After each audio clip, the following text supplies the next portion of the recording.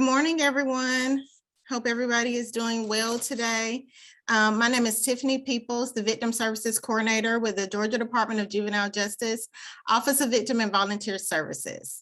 I want to welcome all of you to our 2022 National Crime Victims' Rights Week virtual event.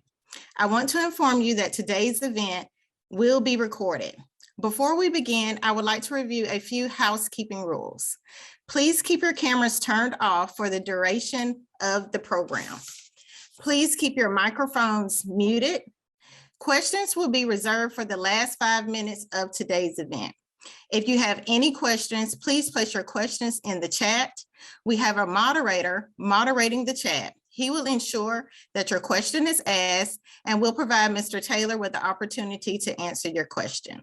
Again, welcome, and we hope you enjoy our virtual program. Next, we will have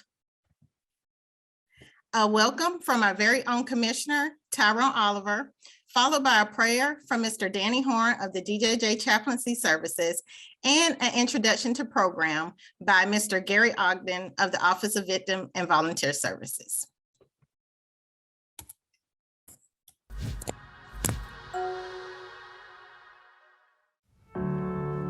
Good morning. I welcome you to the Georgia Department of Juvenile Justice National Crime Victims' Rights Week 2022 virtual program. Since 1981, National Crime Victims' Rights Week has challenged the nation to observe and help bring awareness to victims of crime. DJJ has made this one of our priorities by ensuring that our staff, community members, and juveniles are educated on the dynamics of human trafficking.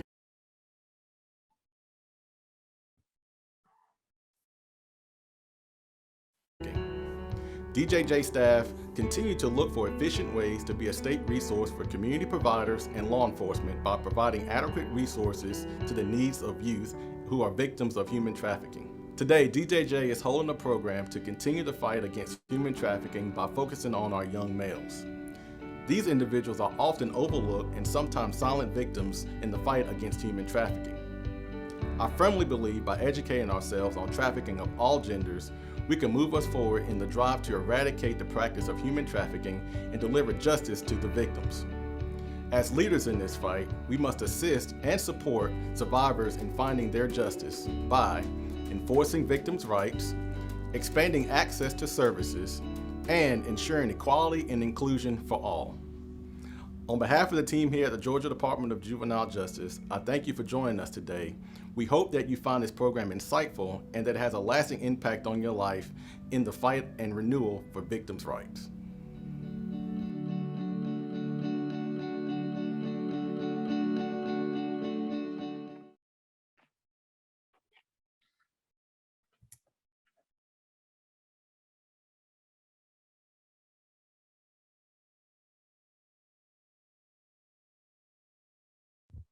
At this time, we will have Chaplain Danny Horn to provide a prayer. Yes, let us begin with a few moments of silence for those who have been victimized by crime.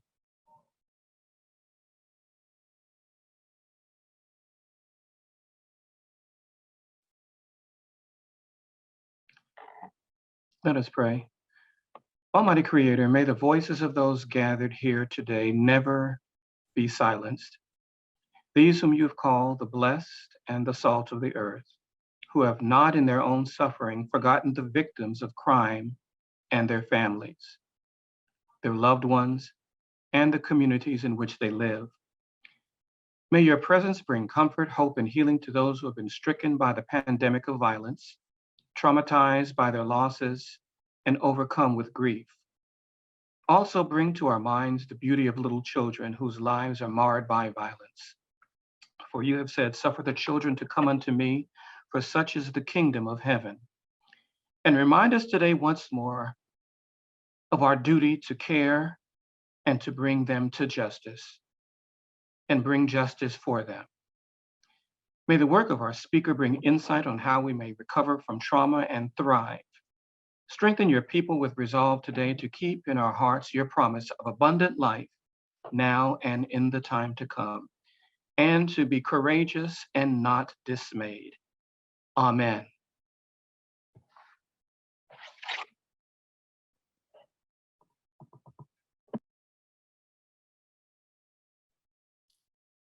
Now we will have an introduction to program by Mr. Gary Ogden. Good morning. I am Gary Ogden, and I'm a member of the Office of Victim and Volunteer Services here at the Georgia Department of Juvenile Justice. The National Crime Victims' Rights Week began in 1981 under the Reagan administration. Each year, it is observed during the month of April. It provides an opportunity to raise awareness and promote victims' rights while honoring survivors and those who serve victims. Georgia Department of Juvenile Justice joins cities, towns, organizations, and community members all over the United States that formally observe National Crime Victims' Rights Week. The Office of Victim and Volunteer Services is honored to serve as the arm of the agency that works with victims and survivors throughout the year. The U.S. Department of Justice collects and maintains victimization statistics for violent crimes such as rapes, sexual assault, robbery, aggravated assault, and simple assault, as well as property crimes such as burglary, trespassing, motor vehicle theft, and other thefts. Although these statistics typically assign one victim to each offense, there are crimes that affect multiple family members. For example, the theft of a vehicle from a family that depends on that vehicle for transportation to work and school actually victimizes every member of the family. In addition to recognizing that there are often multiple victims of a single offense, many crimes are underreported. According to the Department of Justice, less than 40% of violent crimes are reported, and less than 33% of property crimes are reported. In summary, the number of victims far exceeds the number of crimes reported each year. Whether documented or not, it's imperative that we strive to provide victims with appropriate and available resources. This year's observance of National Crime Victim Rights Week is April 24th through the 30th, and the theme is Rights, Access, Equity for All Victims. The theme highlights the importance of helping crime survivors find their justice by enforcing victims' rights, expanding access to services, and ensuring equity and inclusion for all. The color theme for this year includes blue, green, and orange. The Department of Juvenile Justice has selected blue as the color that we will use in recognition of victims and survivors. The next item on the program is a slide presentation from the Office of Victim and Volunteer Services. Then Morgan Austin will present an original piece written by her. And following that, Ms. Tiffany Peoples will rejoin us to introduce our special guest speaker. Thank you again for your time and your attention.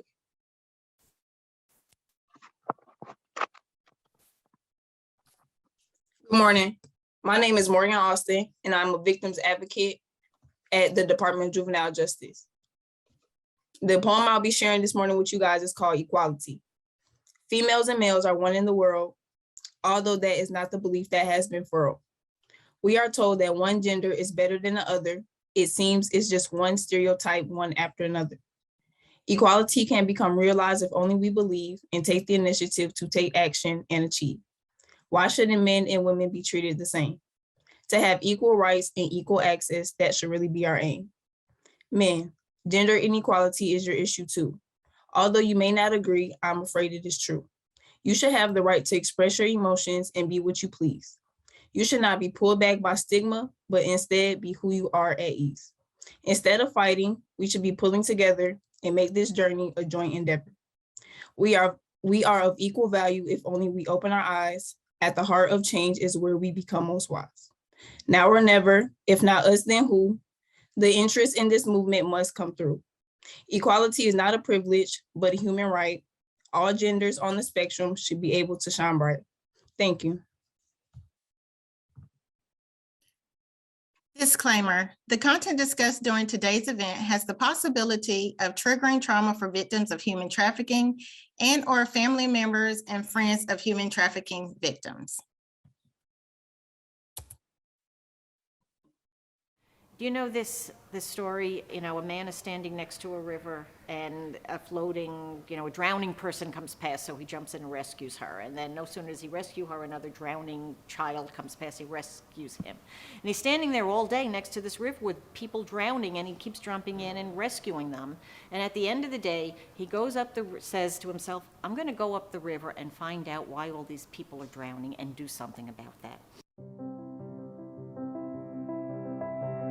The very idea of discussing and letting anybody know that you are a victim of anything, let alone sexual violence, is an impossibility. If we normalize that this crime is girls and women, we're excluding a huge part of the population. And in my opinion, we're not actually going to be able to seriously address the crime until we can properly talk about it. We're just not there yet. People will look at, again, that it's a choice that a man makes, and so they don't understand the whole idea of trafficking and how you could be trafficked. Throughout this whole time, I haven't really been doing anything to heal from this. I've just been trying to forget about it. I don't know, I'm so broken.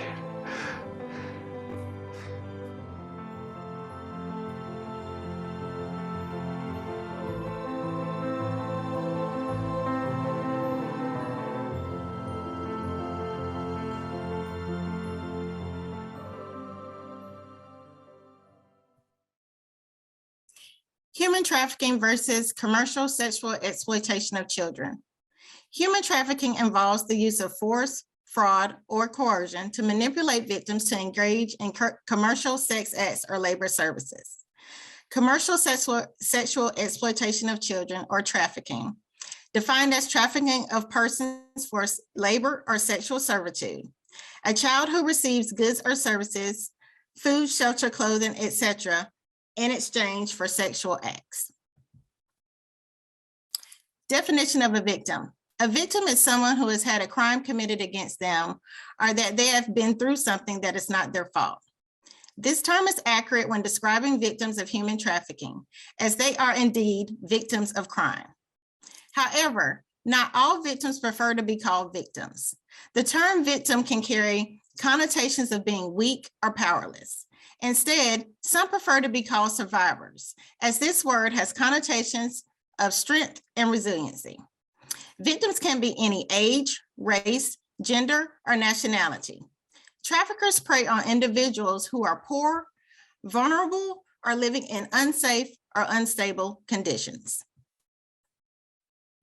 How has the pandemic influenced human trafficking?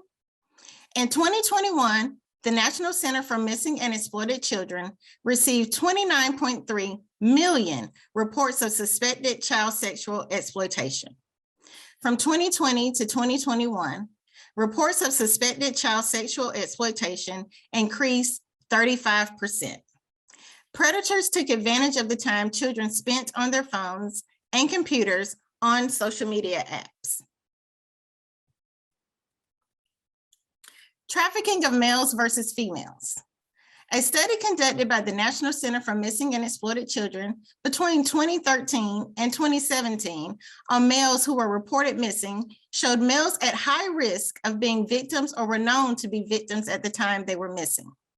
Incidents involving males made up 5% of all possible child sex trafficking missing incidents.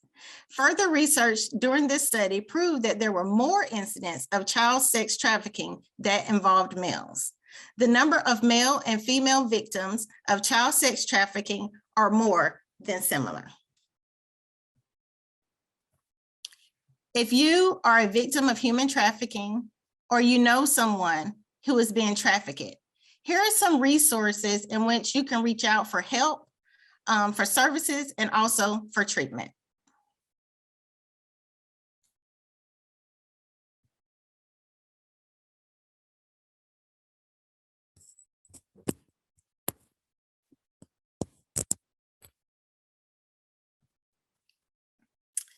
It is with great pleasure that I have the opportunity this morning to introduce our guest speaker, Mr. Marq, preferably Marq, M-A-R-Q, Taylor.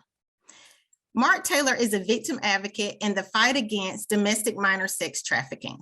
and shares his story of his own victimization to educate others about this horrific crime. He is mobilizing his church in Mableton, Georgia, to address the issue. Mr. Taylor was 11 years old when he met a man who offered to be the mentor he so badly wanted and needed. Instead, the man coerced him into commercial sexual exploitation and trafficked him from age 11 to age 17. He finally escaped by jumping from a window when 5 adult men arrived to participate in his abuse. Today, Mr. Taylor made the journey from victim to survivor to overcomer and advocate. He participates in the Georgia Anti-Human Trafficking Task Force and collaborates with national organizations such as Shared Hope International and the National Center for Missing and Exploited Children, providing training and leadership from a survivor's perspective in the effort to protect children from sex slavery. He speaks at various conferences and churches across the country, raising awareness and telling his story. Mr. Taylor started a website for his organization called the Buddy House Incorporated. Mr. Taylor has an associate degree in medical assisting, a bachelor's degree in business management and communications, and he has his master's degree in elementary education. Everybody, please join me in a warm, warm welcome for our guest speaker, Mr. Marq Taylor.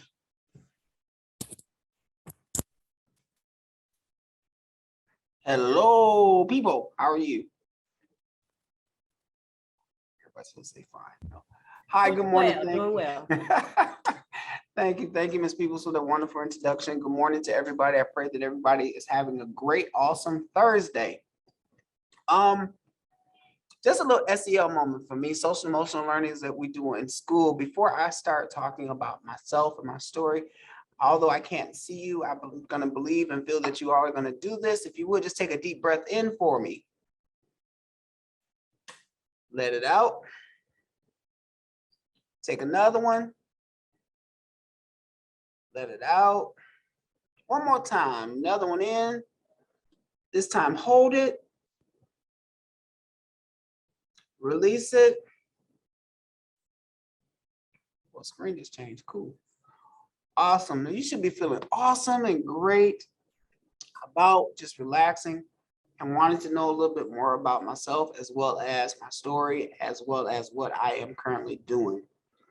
For those that don't know me, I'm Marq Taylor, founder of the Buddy House Incorporated, which is an organization that works with domestic minor sex trafficking of males, boys and males.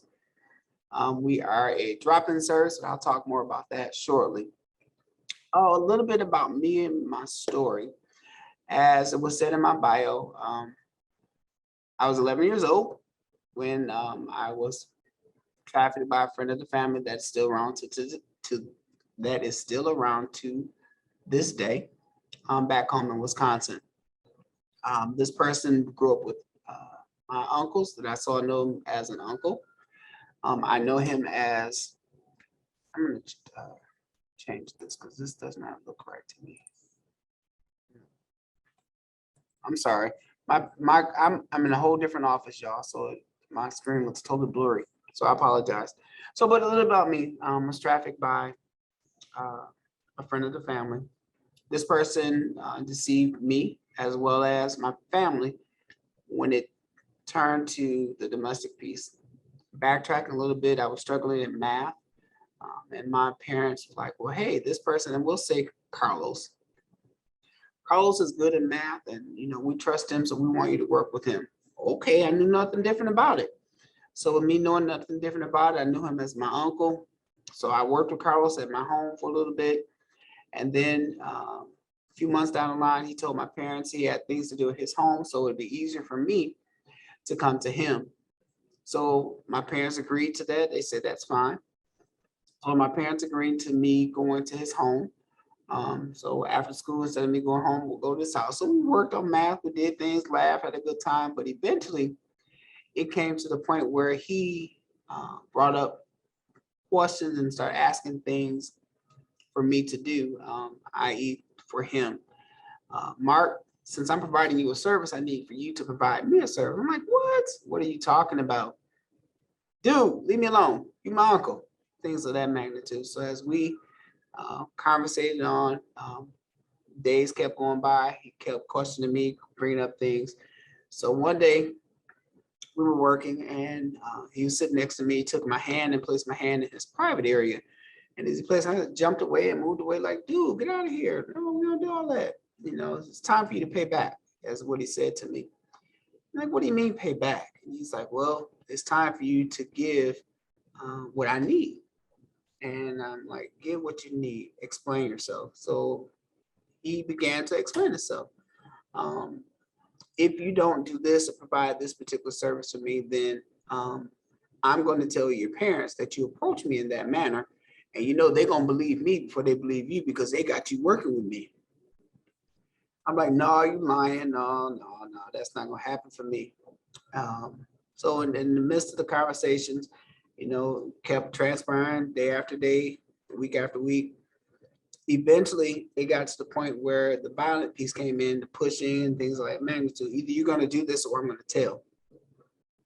So me being a conniving little kid, I didn't want to get in trouble with my parents at the time. So because he was saying what he said, he's going to blame me. I went ahead and did what he asked me to do. And going around about it, I hope you all can figure out what I'm referring to. So from there, it transpired to every time. It went from 2 to 3 times a week to 3 to 4 times a week, 5 days a week, because my parents trusted him and allowed me to go to his house. But in order for me to receive the tutoring piece of it that I needed to perform this particular act.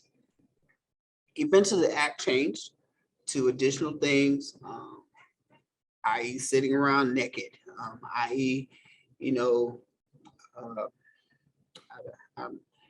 i.e. masturbating him and things of that magnitude. Friends coming over. So now you going from me to this person and from this person to this person. Eventually the money piece started coming into place. And then various things started happening. He was on basketball teams, football, whatever have you. And they would travel. And with him traveling, because he was my tutor, my parents allowed for me to go with him as well. And as I went with him, it would be from you servicing me to the basketball team, to the football team, to friends, cousins, people on the street that he knew.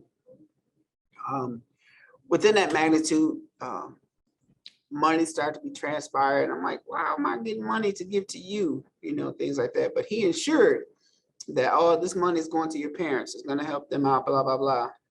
Being the gullible person I was. Okay, cool. He ensured that I had a haircut. He ensured that I had clothes to match the arena that I was going to, such as if it was basketball, I had on the up-to-date shoes. If it was going to maybe a award ceremony that he had for his particular team, it was to make sure I had on the khaki pants or dress pants and the shirt, things like that. Part of the issues that I had to deal with was Monday through Thursday, I was a male. Friday and Saturday, I was a female, meaning that I had to dress up and things like that. From there, it transpired to being in hotels and in his rooms or back at his house, being in the back room, and men coming in time and time again, giving me money to make sure I gave it to him and things of that magnitude. And from there, I knew that the situation was changing, or someone was coming rather. When the light would turn blue in the hallway, that means that someone was coming. When the light was red, that meant someone was there. So the next person would have to wait, things of that magnitude. So I still get bothered a little bit. So that's why I put my head down a little bit and then I look back up. So I apologize about that. Being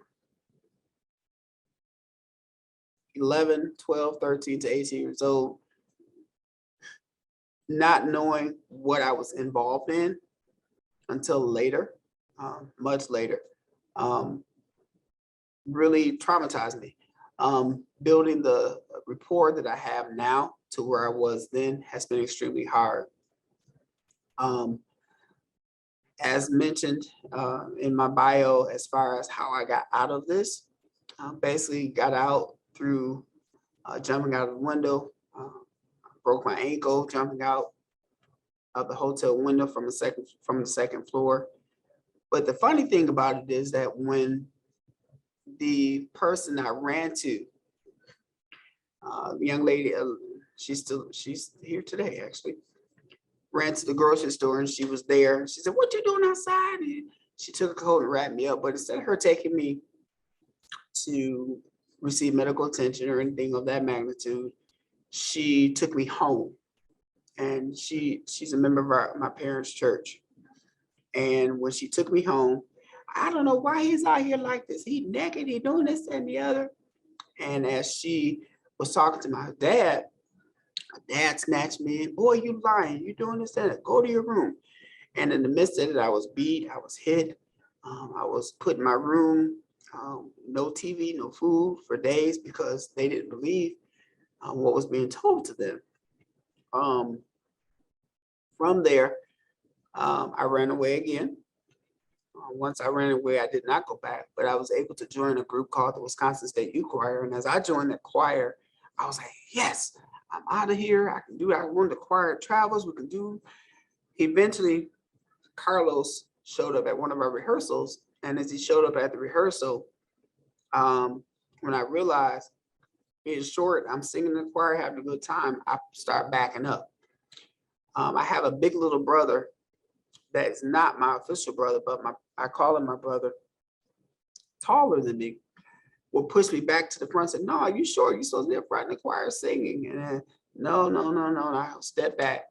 Eventually, he and a couple other friends I had in the choir noticed that I was fixated on Carlos, and I was scared. From there, they realized what was going on per se. I didn't really tell them anything. But when I talked to my big little brother about it, he and the others from the choir approached Carlos. Altercation happened, of course, but eventually Carlos left. But then that's when my big little brother and friends understood why I was acting the way I was acting, such as I was very, in a sense, helpful, meaning, can I do this? Can I do that? Can I help you with this? Can I help you with that? Because that's what was instilled to me. If I did not provide a service, then I felt that I was not doing what I needed to do. But after, excuse me, but after I was able to get out of this concern or this issue or problem or situation, that door became closed. And once the door became closed, I closed that door and sealed it. Eventually, I moved to Georgia, was in an interview for a family support specialist. And it's funny because as an interview and this family support is going great, I was in a panel interview with 3 ladies and they were talking to me. "Do you know about this job?" And I'm like, "Yeah, I know about the job. I'm gonna go in and check on kids. I'm gonna make sure they have what they have. I'm gonna make sure they got clothes, food, shelter, whatever have you." They said yes. But as they said yes, the lead of the interviewer said, "Well, that's not all." And I said, "Oh, okay." And I said, "Well, what else?" And she was like, "Well, you'll be working with children that have been sex trafficked." And when she said sex trafficked, it immediately had me break. It immediately opened up that door again for me because I thought back to when I was a child, what happened to me and how nobody believed me and how nobody supported me. In that instance, I cried. And that was the first time I cried. I was 30 something years old. That was the first time I cried like a baby in years. And as I cried like a baby, she said to me, "Okay, we got to stop the interview."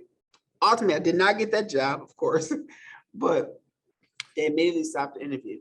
And once they immediately stopped the interview, that door that had closed for years had revisited itself. So within that interview, they talk to me, do you need services? Can we help? I'm good. Because in my head, I'm like, why would I talk to people I don't know? Eventually, I opened up a little bit more with the lead of the interview rather, and we were talking, and she invited me to go to a conference with Shared Hope International. And within that conference, I'm listening, I'm confused. I see a lot of people, but I did not see a lot of males. I saw males like as far as law enforcement, companions and things like that. But hearing the conversation around DMST or CSEC, I did not see a lot of me, meaning African-American, meaning a male that been through some things. So eventually within I think it was the final session that we were all together in the ballroom, and myself and they're my best friends now, stood up about the same time and said, well, what about the boys? It happens to boys too. And I believe once we had that conversation in 2009, once that conversation or those voices stood up and said that in the middle of the conference, that's when the conversation to me started happening, or happens to boys as well. Since then, within the conversations, there's been a lot of conversation, a lot of data digging, a lot of unanswered questions being brought out. Like, oh, it really does. It really happens to boys too. And it propelled me from being a quiet, closed door person to a person that does not mind speaking about domestic violence, sex trafficking. I used to wear dark colors all the time. I wear light colors, bright colors, tell my bow tie, that it allows a light to shine. It makes me feel better. It makes me feel good that I know that conversations are being had about this, but now where do we go? Within the domestic violence, sex trafficking arena, there is limited data for us to talk about. There are limited survivors that are coming forward to say that it is happening to them, meaning the male, that it is happening to them. So me as an advocate, me as a person that is divulging his story, that is becoming more transparent, the emotions are still there. However, building a network of people that want to listen and want to learn is where I am. Do I go back home? Yes, I go home several times a year. Do I still see this person? Yes, I still see the person. Do I interact? The quick answer is no. And the reason is because, again, with my family didn't believe me. My dad passed a few years ago, and I kind of regret that I did not really get the chance to sit down and talk to him and tell him, hey, you put me in a situation, you didn't believe me, because it haunted me for a long time, because I had resentment towards my dad. My mom, to this day, I think she believes me, but does not want to say she believes me. I know that now she more or less says that, hey, I love you, I love you, I love you. And I am 50 years old. And to this day, it's very rare that I respond to her and say it back to her. As a male that has been trafficked, I tend to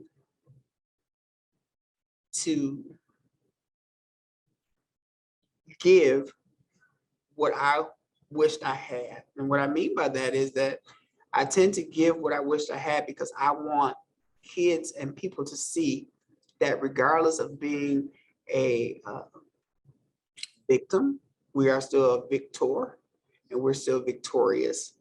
And being sex trafficked is an area of my life to where it happened, it's there, but now it's time to recover.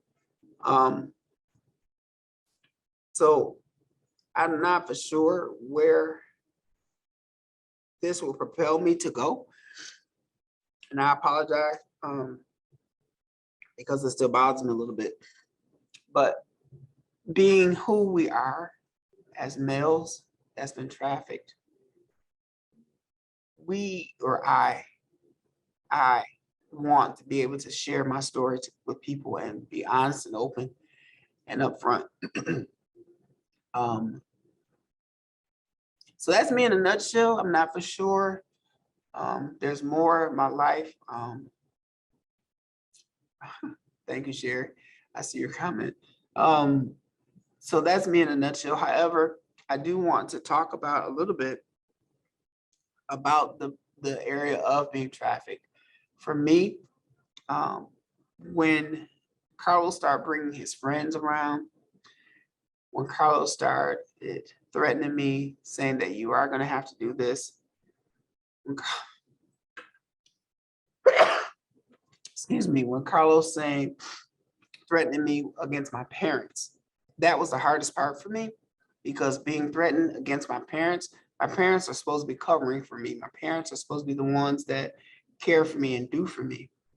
My parents were supposed to be the ones to listen to me and be there for me and support. However, when it was revealed to me or I thought that because they trusted more into Carlos than they trusted into me, that particular piece of my life would never be the same. Meaning that, as I mentioned about my mom, I try to talk to her daily, but I also have learned to keep busy as from a teenager on up. I was a high school dropout. I dropped out at 18 years old, my senior year, because I felt that I needed to work, because being in school had me going home. So at home was jail. So I felt that I would go to school, go to work. Got a promotion at work, ooh, more money. So I worked, and dropped out. So I went back to a regular high school as an adult. 4 years later, was able to finish high school. And as she read in my bio, I have an associate's, bachelor's, master's, and thinking about my doctorate. I don't know. We'll see. But it's amazing how closed doors propel you, closed doors that are reopened propel you to follow your dreams, to follow your heart, to build and make things move and happen. I feel that myself and my friends were the voices of getting the conversation started about what happens to boys and men. But I want to be able to build upon that and see more happening. I enjoy speaking about what's going on, but I want to be able to share more information and build from there. So that's me in a nutshell. I do apologize. I'm an assistant principal full-time, and so my phone is on. So if you hear it rings, I do apologize about that. I do have to respond because I'm the only one in the building today. They surprised me. But I'm here with you guys. Ms. Peoples, I'm here.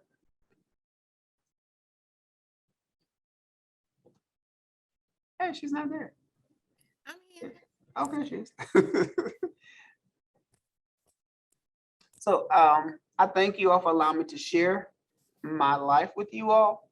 I thank you all for the opportunity to be transparent with you. So Ms. Peoples.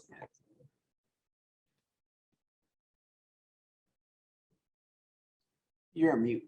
Is there anything you wanted to share about what the Buddy House does, services and treatment that it provides, or anything, any information about the Buddy House that you want to get out there to individuals, in case there are some individuals on here who are victims of trafficking or who are currently being trafficked? Yes, ma'am. Thank you. So the Buddy House, the acronym BUDDY is standing for the better understanding of differences and differences within our youth. And our motto is where a hug is just an arm stretch away. We say youth because we don't want to specify, we just don't want to say men and boys. However, we're just focused on men and boys, but we say youth because we want youth involved. Excuse me. What we are striving to become is a one-stop shop for respite, meaning that if we had a 6-story hotel that we would put everything in one place, what would happen is that the FBI or GBI or the police departments. Yes, sir, Mr. Gary. excuse me, the FBI, police departments will bring the child, or DJJ will bring the child to us. We allow that child to rest with us for 3 to 5 days. Just rest, sleep, eat, watch TV, play the video games, do what you need to do. However, within that 3 to 5 days, we'll provide tier 1 services, which is case management. And case management will get involved to assess the young man and to see what they need. And then they will build from there. So if they would build from tier 1 on up, from tier 1 it'd be tier 2. And within tier 2, I don't know where this tickle came from, but excuse me. And within tier 2, what happens is that we'll implement services such as medical, vision, dental, psychological, drug and alcohol treatment. If needed, those services are needed. And then move forward to tier 3. Tier 3 will be the job readiness and life skills training. It could flip-flop. It could be life skills and or job readiness. It depends on where they are at that time.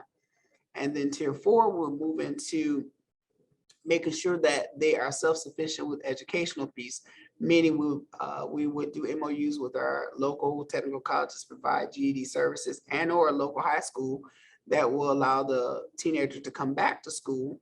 Of course, making sure we have all provisions in place, safety, respect, responsibility, and safe. Make sure those things are in place for that child to reenter back into that school if they choose to, and or provide tutoring service for that teacher to come to our organization to tutor them to receive their GED.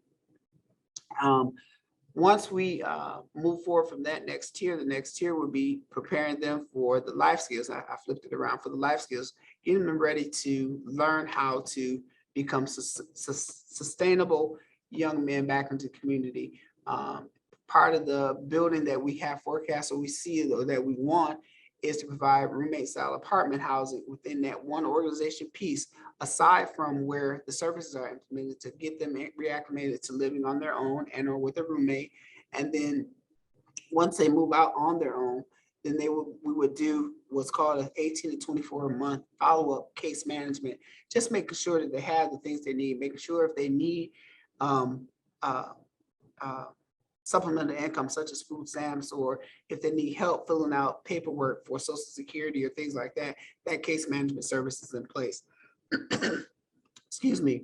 A lot of things that we're doing now, because we do not have a building currently, but we do receive phone calls. We do try to support financially to organizations. We do reach out to other organizations as well that have now started facilities for boys, as far as trying to work with organizations. So if we have someone here and I know there's an organization in Texas, and if we can get that child there, then we'll help get them there with a buddy such as myself or somebody that's a volunteer within our board or anything like that to get them to that particular organization for services. The ultimate goal is to be up and running soon and making it happen here in Georgia. Also, another ultimate goal is that we are planning the first ever, right now, somebody may beat me, male conference just focused on boys and men. So that's hopefully by 2023, we'll have that in place so we can have a face-to-face and or Zoom conference, just focus on the boys and men, getting more data and building from there. So that's us, the Buddy House.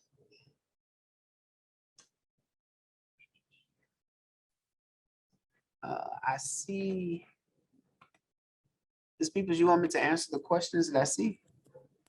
If you could, that'd be great. I want to know about changing the spelling of your name from Marq with a K to Marq with a Q, and how that came about. Cool beans, great question. So my name is Marq Daniel Taylor, M-A-R-K is normal. However, because my parents would not allow me to change my name, I changed the last letter because M-A-R-K is depicted with when I was trafficked. M-A-R-Q allows me to move forward and say, okay, my name is Marq, but it's spelled different, so I don't look at that past. So that's why my name is changed to M-A-R-Q. It's not official. It's something that I've done because that has helped me support myself to be a better who I am. Mr. Marq, oh, I'm sorry, Gary. Mr. Marq, can you provide the address of where the Buddy House is located in case someone needs to find the Buddy House? Well, I would provide my email address because we would do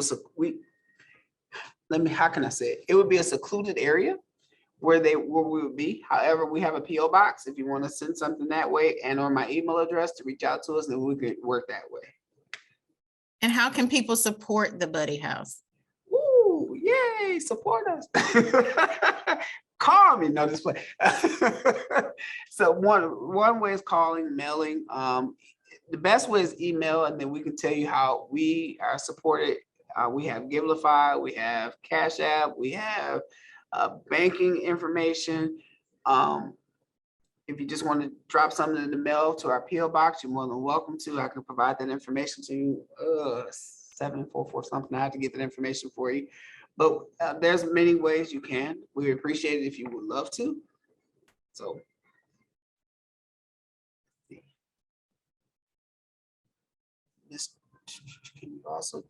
Can you also tell us about the drop-in opportunity? Mr. Gary, I don't understand your question. Early on, you said something about allowing people to do the drop-in, but I think you covered that when you talked about them being able to come in from time to time to receive services. So you covered that. Thank you. All right. The other question I wanted to ask about volunteer opportunities. Are there volunteer opportunities at the Buddy House? Yes, we will put memorandums of understanding in place for volunteers. Of course, we would do a background check and all that. But we put a memorandum of understanding in place for volunteers. The biggest piece for volunteers that we need now is helping us get the word out that it happens to boys too. One of the big campaigns that we're working on or working towards is the big word that I started with is changing legislation to make sure they talk about what's happening with boys and men as well as women and children. So if volunteers know how to write laws, volunteers that know how to write the legislation that we can take to the governors and mayors in these various states and cities, that will be the best thing right now that we can do.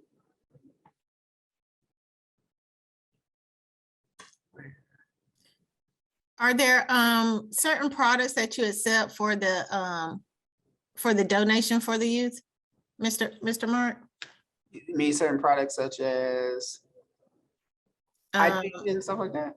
Yeah, are there, what do you accept like for the youth? Like, do they need clothing? Do they need like hygiene products? What are some of the things that the youth at the Buddy House are in need of? So when the few that we have help, it is clothing and hygiene products. We just recently talked with a barbershop that will provide free haircuts and things like that as well. So we got that in place already.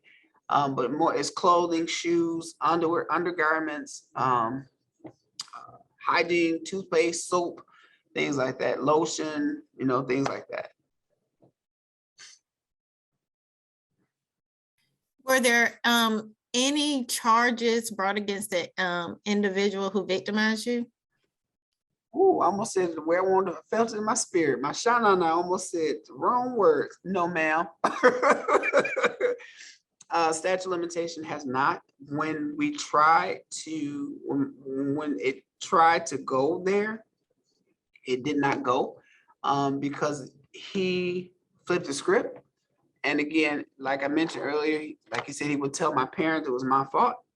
He flipped the script and said, I approached him. I approached his friends. However, money was being exchanged and he was given the money, but again, it fell on me because I accepted the money and there was no tracking piece of it, me giving it to him. It's like, I took the money and put it in my pocket.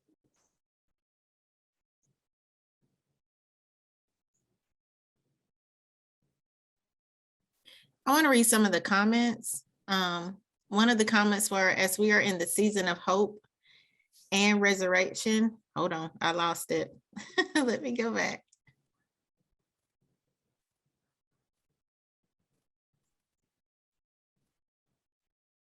Your story gives everyone the hope that they can rise above all the obstacles that they have endured. Your story is not just for you, but for all those who have been victims of this horrendous crime. Thank you. You're receiving a lot of thanks for sharing your story. Thank you for your courage and strength to share your story and to build a platform for youth through the Buddy House. Thank you for being brave enough to share with us. Bless you.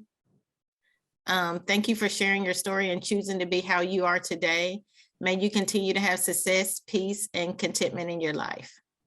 I have a question, Mr. Marq.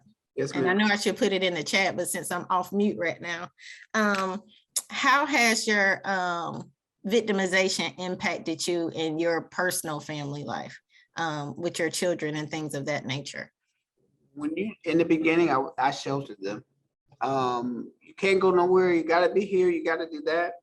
But I have learned since talking a lot to kind of give them their space. However, it's an expectation for them to respond to me. Hey, if I text you, I need to know what's going on. Hey, if I need you at home in a certain, I just need you to be here and or communicate with me. I have 2 teenagers and 2 little ones.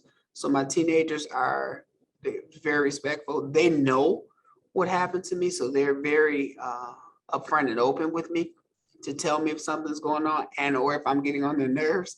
Dude, leave us alone, they would say things like that. But they were sheltered at first, but I'm learning to let them go a little bit, but I'm also very cautious.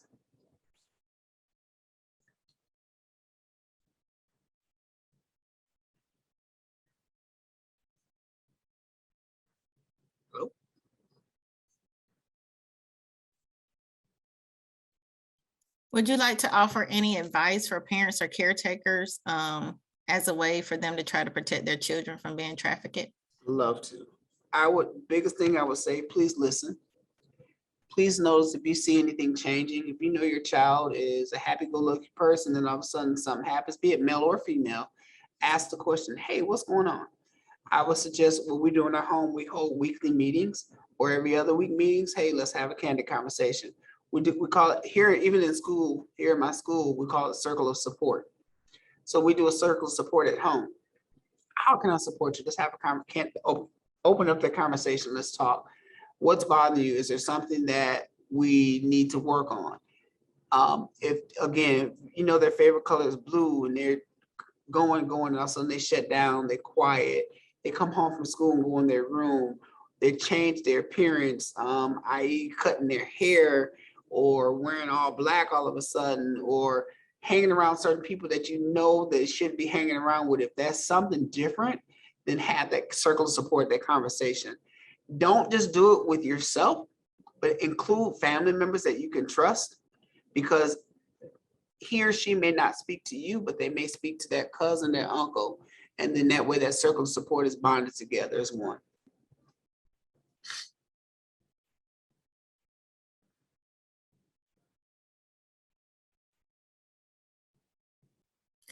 Do we have any further questions or comments? If you have any further questions for Mr. Marq, please place them in the chat, or any further comments. Mr. Marq, we have people who want to make connections with you and support the Buddy House. So we want to make sure we definitely, before the end of this program, be able to put your information in the chat. I can put the PO box there if you like. You want me to do that? Yes, sir. That would be great. And a phone number if someone needs to contact you that they can have. Okay. Cool beans. I do want to say to everyone that's here, thank you for the comments. Thank you for the love and the support. Thank you for the compassion that I feel through the chats. And also I can imagine the expression. I can't see you, but I can imagine the expressions and the expressions, the facial expressions, things like that. I say thank you, because it takes courage to come on and listen to someone that's been a victim. It takes courage to be who you are and doing what you do and wanting to know more about supporting a male of domestic violence, sex trafficking. So I do say thank you for taking the time out of your schedule to listen to me, to speak to me, to love on me as I do onto you.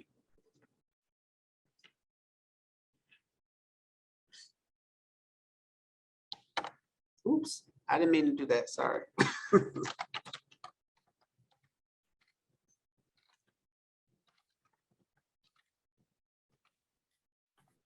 If there are no more questions, oh, there is another question. How are you able to heal and move forward from your victimization?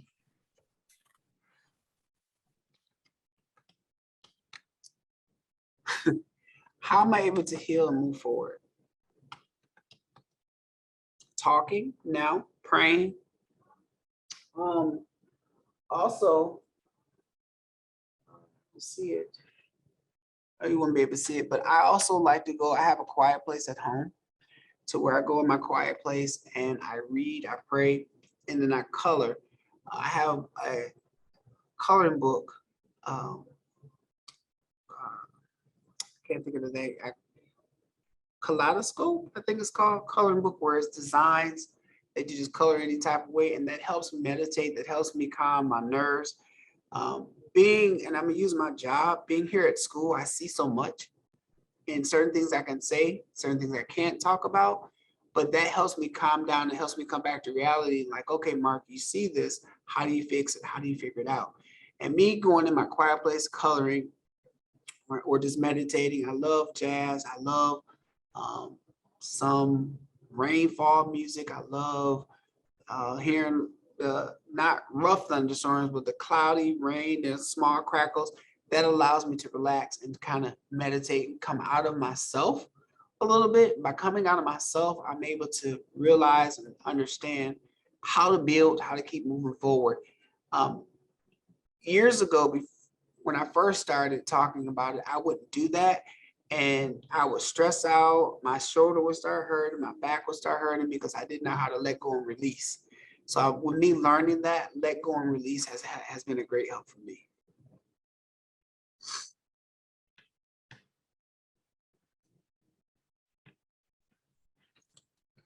I hope I answered your question. Do we have any further questions or any further comments? Someone wants to know, is that a Sigma band on your wrist? Hey, yes.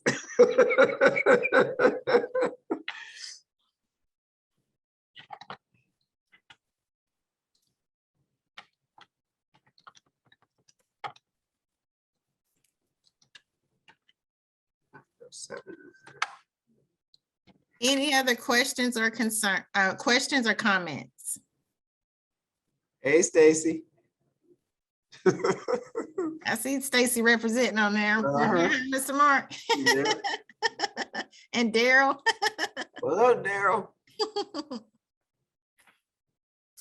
If there are no further questions or comments, we will move forward with they want your email address as well. Got it. We will move forward with closing remarks from Victim and Volunteer Services Director, Debaja Coleman. Good afternoon, everyone. And Mr. Taylor, thank you so very much for the courage of telling your story and sharing the process of healing. And again, you have nothing to be apologizing for. You have done an amazing job, and we know that it is the process of healing. It takes time. It's not an overnight process. So just thank you for being vulnerable today. And again, many of us, we kept our cameras off because it was an emotional time for us as well. So thank you so very much. Again, I cannot thank you enough for that. We would also like to thank everyone who joined us today for our National Crime Victims' Rights virtual program. Again, we hope at some point in time in the future, we'll be able to get back together in person, but this has been an amazing event today with Mr. Taylor's story. And I want to make sure that we continue to provide healing to those who have been victimized, not only by human trafficking, but all types of crime that has taken place. Again, a special thanks, Mr. Taylor. I also would like to recognize and thank our Commissioner, Tyrone Oliver, and our Chaplain, Danny Horn, and our amazing, amazing Victim and Volunteer Services team that coordinated this event. They worked very hard, and I hope that all of you all can tell the work that they put into this event, especially making sure that Mr. Taylor was our speaker for today. As we continue to observe National Crime Victims' Rights Week, please remember the theme for this year: rights, access, equality for all victims. I ask that each of you all continue to pray for those who are healing and be a support to them in their time of need. Again, we thank you for joining us today, and we hope that something you heard today or seen today has impacted you and will renew your compassion for victims. I also like the fact that Mr. Taylor said a circle of support, and we need to make sure that we are a circle of support for those who are hurting and have been harmed so that they can heal. Have a wonderful afternoon. We thank you all so very much. Please make sure you take down Mr. Taylor's information so that please send him additional emails as well. And then of course, we look forward to partnership with the Buddy House to ensure that we can protect especially our males of human trafficking, but all victims of human trafficking. Thank you again. Have a wonderful Thursday afternoon.